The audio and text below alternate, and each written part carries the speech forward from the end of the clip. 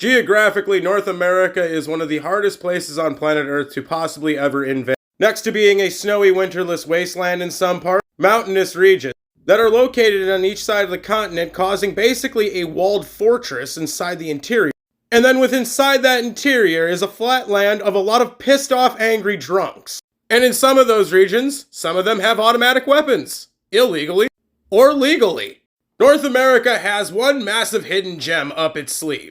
Even though everybody hates everybody, everybody hates the world more than they hate their neighbor. It's like the old adage, don't hit my little brother because it's my job to hit my little brother. You know what I'm getting at here? Most of the world views Americans, Canadians, and some portions of other parts of North America as extremely divided on many grounds from ethnicity to religion. But in all reality, North Americans are not divided on very much at all between each other. We're just very angry, aggressive people that have a tendency to violently react to things around us, which incidentally causes us to violently react to each other because, well, my neighbor is the nearest person.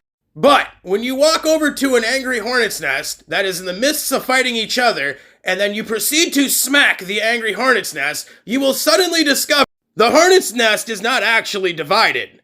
It was just bored. North Americans have this thing called self-destruction. It never actually leads to actual destruction. It just gets pent up for a very long time, and the only time you see it is in violent reactions in a modest nature. Until somebody from halfway across the world decides to fuck around and find out. This has been seen with World War II and many other wars. A divided nation quickly becomes a very united one when it gets punched in the dick.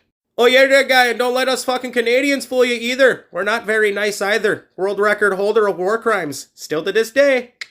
Good point, Canada. Don't let Canada's fuzzy little demeanor fool you. They're extremely aggressive. They're extremely inebriated. They're literally got their tits frozen like a witch with a brass bra 90% of the fucking time. I mean, if you want to talk about really pissed off people, look no further than the Canadians. They're fucking angry. I've never met a Canadian that wasn't just violently pissed off. Now, per se, if somebody were to invade from the top of the world or the coastline of North America, they would suddenly find themselves facing the largest army the world has ever seen. And it wouldn't just be isolated to Americans. Canadians and Mexicans would all be involved. So you would be looking at roughly well over 150 to 250 million armed people. And this isn't like where you gotta train these people how to operate a firearm. No, they build them in their basements. Some of these people even own like fucking rocket launchers and have tanks in barns. North America is like Afghanistan. It is wild as fuck and armed to the teeth.